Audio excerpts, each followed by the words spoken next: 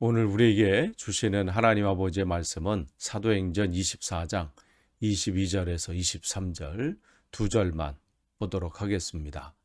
벨릭스가 이 도에 관한 것을 더 자세히 아는 거로 연기하여 이르되 천부장 루시아가 내려오거든 너희 일을 처결하리라 하고 백부장에게 명하여 바울을 지키되 자유를 주고 그의 친구들이 그를 돌보아 주는 것을 금하지 말라 하니라. 아멘. 우리가 계속해서 사도행전 말씀 나누고 있습니다. 이제 오늘은 24장 22절 23절 말씀인데요. 바울이 3차 전도여행을 끝내고 그 예루살렘 교회를 돕기 위해서 또 그 후원금을 가지고 또 예루살렘에 올라왔는데, 사실은 올라갈 때 올라가면 당신들은 유대인들에 의해서 잡히게 될 것이고 또 환난을 당하게 된다라는 그 성령의 이끄심이 있는 것을 그는 조금도 두려워하거나 걱정하지 않고 올라가지요. 주위 사람들의 만류가 있었어요. 마음으로 생각으로 흔들릴 수 있지요. 그러나 주님께 이 마음이 확정됐기 때문에 어떠한 상황에서 흔들리지 않고 그러한 가운데 그는 말씀대로 여러 가지 어려움과 역경을 겪게 되고 결국 40인의 그 또 암살단인의 소식이 또 전해지면서 또 그들은 이 바울은 그 상황 가운데 또 하나님의 인도하심으로 또 그런 어려움들을 이기게 되죠. 그래서 지금 그가 이제 로마 사람들에 의해서 지금 가이사랴로 재판을 받으러 지금 오게 된 거고, 또 거기까지 지금 또 이 유대인들이 찾아와서 또 변호사 더둘로까지 이제 동반해서 바울을 지금 고소하고 있지요. 그 고소의 내용을 이 총독 벨릭스가 이제 다 듣고 이제 판결을 내려야 되는데, 오늘 본문을 보면 판결을 내리질 않아요.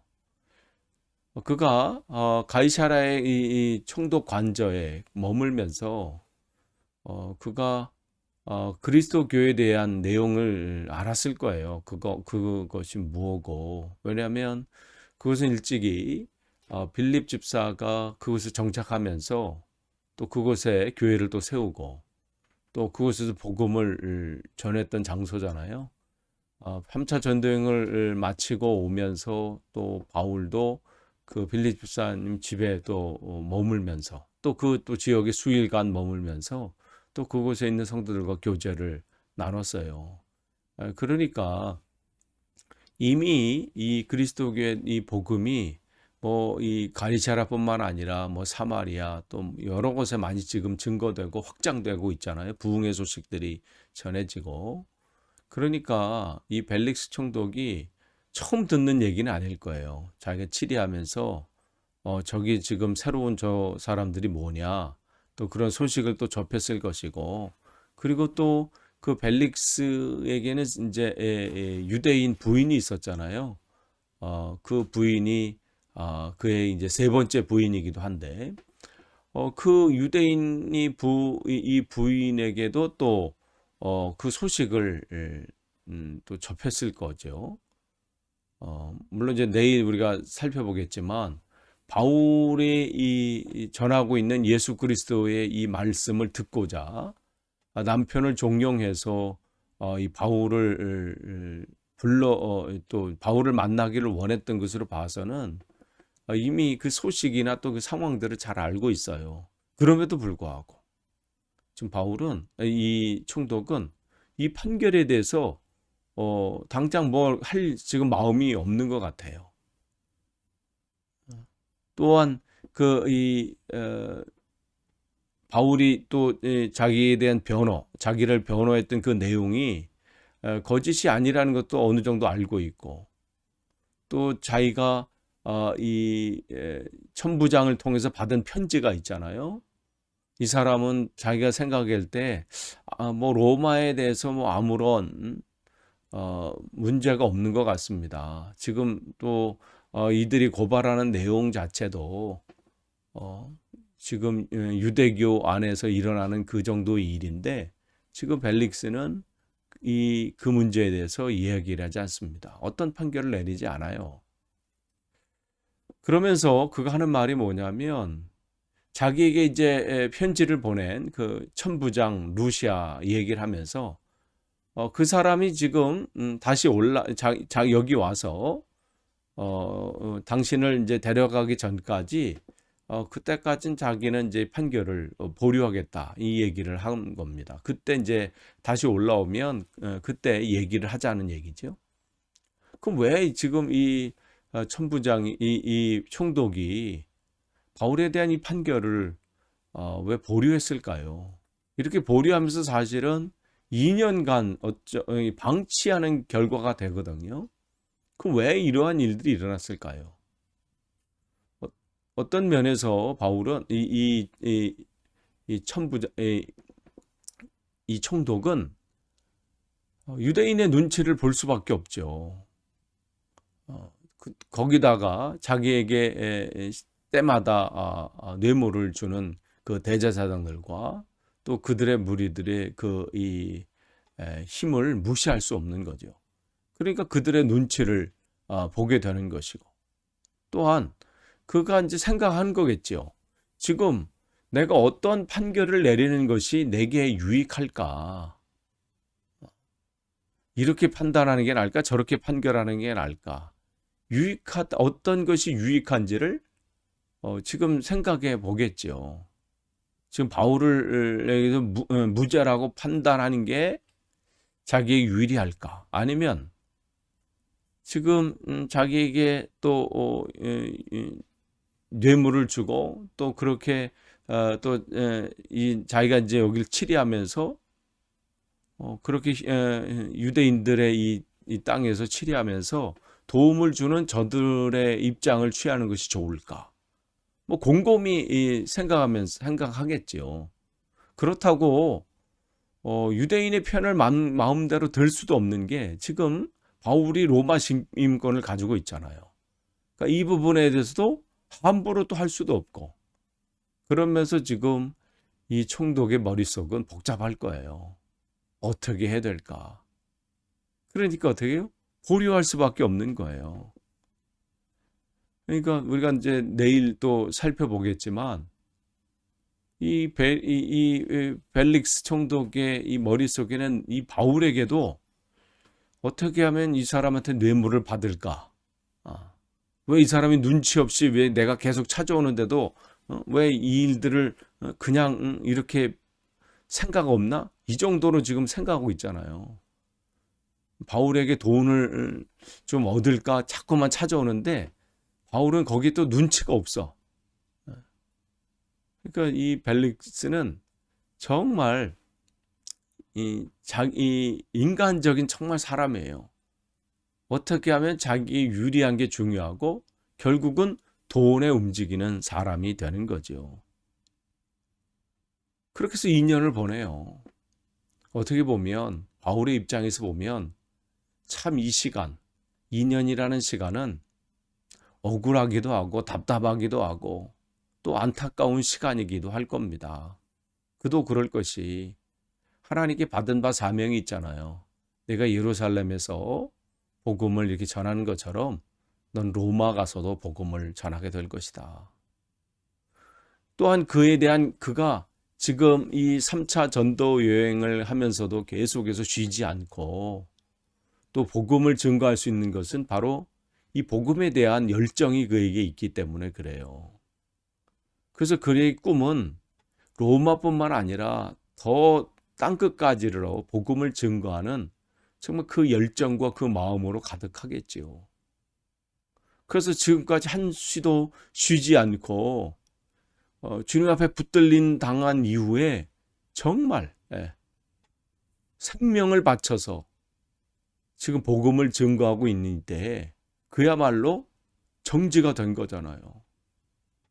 그야말로 뭔가 앞으로 진전되지 않고 지금 여기에 머물면서 그는 정말 어쩌면 힘겨운 시간일 수도 있어요. 그런데 그는 그 가운데 누구를 또 더욱더 신뢰하는 거예요? 주님을 신뢰하는 것이죠. 자기를 재촉해서 이끄실 때는 또 그 이끄신 대로 또 하나님께 순종하는 거예요. 자기의 계획이 있었지만 2차 전도여행 때 또 마케도니아로 또 유럽으로 자기를 복음을 증거하게 하신 그 이유가 있어서 거기서도 복음을 전하게 되고, 또 데살로니가에서 정말 힘겨운 시간이 있었을 때 또 하나님은 그 이끄심을 해서 또 인도하심 앞에 그런 또 순종하는 거예요. 또 에베소에서는 또 하나님께서 대략 한 3년간 머물게 하시니까 또 거기 머무는 거예요. 그러니까 그는 순간순간 자기의 계획과 감정과 또 뜻이 앞서는 게 아니라 그때 인도하시는 하나님을 바라보고 거기에 이유를 찾고 거기서 순종하는 것이죠. 여기 또 2년간 머물게 하실 때는 또 거기서 또 하나님의 뜻을 찾는 거죠. 그동안 쉬지 않고 달려왔던 그 시간 속에서 하나님은 어쩌면 바울에게 쉼의 시간 속에서 또한 하나님과의 관계를 더 깊이 가질 수 있는 기회를 허락하신지도 모르겠습니다. 또한 그는 여기서 이 시간 속에서 그냥 감옥 생활로 끝난 게 아니라 이곳에 자기에게 주어진 대로 복음을 또 증거하게 되잖아요. 지금 여기 이 총독도 마찬가지지만 그 다음 또 후임 총독인 베스도에게도 또 복음을 증거하게 되고, 또 여기에 있는 이 유대의 분봉왕인 아그리빠에게도 아그리빠에게도 전하게 되잖아요. 그러한 그 일들이 그에게 일어나게 되는데, 어쨌든 그러한 상황 속에서 그가 보는 것은 기다림이에요. 상황은 여전히 어려워요. 자기 볼 땐 답답하기도 하고, 왜 내 이 마음을 알아주지 않고 이렇게 방치하고, 왜 하나님께서는 저들의 마음을 바꾸시든지 아니면 상황을 바꾸셔서 이 어려움 속에서 벗어나서 나에게 복음을 증거할 수 있는 기회를 왜 주시지 않고 왜 이러한 어려움 가운데 나를 방치해 두실까? 그런 것 때문에 답답해할 수도 있고 참 힘겨운 시간일 수 있어요. 그러나 바울은 그때 더욱더 어떻게 해요? 하나님을 신뢰하는 겁니다. 기다리는 거예요. 우리가 성경에 보면 주님의 시간들을 기다리는 사람들이 얼마나 많이 있나요? 요셉이 주님으로부터 꿈을 꿨어요. 주님이 주신 꿈을 꾼 거잖아요. 그때부터 그는 최소 13년, 17부터 30살까지 13년의 고단한 삶이 있었습니다. 정말 그 인생 속에 그보다 더 힘겨운 시간은 없었을 거예요. 다윗은 어떤가요? 주님으로부터 기름 부음을 받은 다음에 그는 10년간의 쫓기는 삶이 있었습니다. 인간적으로 빠른 방법을, 그 시간들을 벗어날 수 있는 방법들이 얼마나 많이 있었잖아요. 그러나 그들은 그 속에서 하나님의 뜻을 구하고 그 시간들을 견뎌냈습니다. 하나님께서 그들을 훈련시키고 또 그 상황 속에서 그들을 만들어 가셨을 때 하나님께 귀하게 쓰임 받을 수 있었지요. 우리는 때로는 이렇게 해도 괜찮은가? 뭔가 이렇게 막 나를 재촉할 때가 있어요. 뭔가 해야 된다는 그런 시간 속에 있을 수 있습니다. 그러나 그때 더욱더 우리가 흔들리지 않고 상황 속에 절망하지 않고, 상황이 힘들다고 하고 상황이 여러 가지 어려움들이 있고 뭐가 더디는 것 때문에 안 되는 것 같을 때 여러분이 더욱 주님을 신뢰하길 원합니다. 우리의 모든 것을 아시는 주님이 계셔요. 그래서 다윗이 시편 139편에 이렇게 고백을 하잖아요. 주께서 내가 앉고 일어섬을 아시고 멀리서도 나의 생각을 밝히 아시오며 나의 모든 길과 내가 눕는 것과 살펴보셨으므로 나의 모든 행위를 익히 아십니다. 나의 모든 것을 아신다고 고백해요. 그러면서 뭐라고 하냐면 내가 새벽 날개 치며 바다 끝에 거주할지라도, 바다 끝이라는 것은 아무도 없는 곳이잖아요. 세상의 끝이야. 아무도 나를 도와줄 리 없는 것 같고 아무도 나에게 관심을 가져주는 사람 없는 것 같고 그야말로 나 혼자 있는 것 같은 고독한 순간일지라도 거기서 주의 손이 나를 인도하시며 주의 오른손이 나를 붙드시니이다. 거기서도 이미 주님이 계신다는 거예요. 바울이 지금 어쩌면 이보다 더 고독한 순간은 없는 것 같습니다. 2년간의 그 감옥 생활처럼 억울하고 정말 그 시간만큼 절망스러운 시간은 없는 것 같습니다. 그러나 누가 그를 알아주지 않는다 할지라도, 아무도 그를 지금 돌아보는 사람이 없다 할지라도 바울은 주님 한 분만으로 만족했습니다. 세상 모든 사람들은 자기를 잊는다 할지라도 주님은 자기를 알고 계시고 그 상황 속에서 그는 그것을 견딜 수 있었습니다. 여러분 이 세상에 혼자가 아닙니다. 세상의 모든 사람들이 여러분을 떠나간다 할지라도, 아무도 알아주는 사람이 없고 홀로 있는 것 같은 상황 속에 있다 할지라도 우리 주님은 여전히 여러분을 아십니다. 여러분과 함께 하십니다. 우리가 그분을 신뢰하는 거예요. 이겨낼 수 있는 힘은 다른 데 있지 않습니다. 주님을 신뢰하는 겁니다. 오늘도 여러분이 어떠한 상황 가운데 있다 할지라도 주님 안에서 승리하시고 주님이 주시는 기쁨과 평안을 누리시는 오늘도 복된 하루 되시기를 간절히 축원합니다. 기도하겠습니다. 주님, 우리의 삶이, 또 우리 형편이, 우리의 상황이 어떠한 가운데 있다 할지라도 주님을 신뢰하며 온전히 주님 앞에 나아가기를 원합니다. 바울이 두려움이 없어서가 아니고 그 어려움 가운데 걱정이 없어서가 아니라 그가 그것을 견디고 그 상황 속에서도 이겨낼 수 있었던 것은 온전히 주님을 바라보기 때문입니다. 주님, 우리의 삶을 주님 앞에 우리의 시선을 고정하여 어떠한 상황 속에서도 두려워하거나 염려하거나 불안해하지 않고 우리의 모든 것을 아시는 주님을 바라보고 오늘도 승리하게 하옵소서. 감사드리며 예수님의 이름으로 기도하옵나이다. 아멘.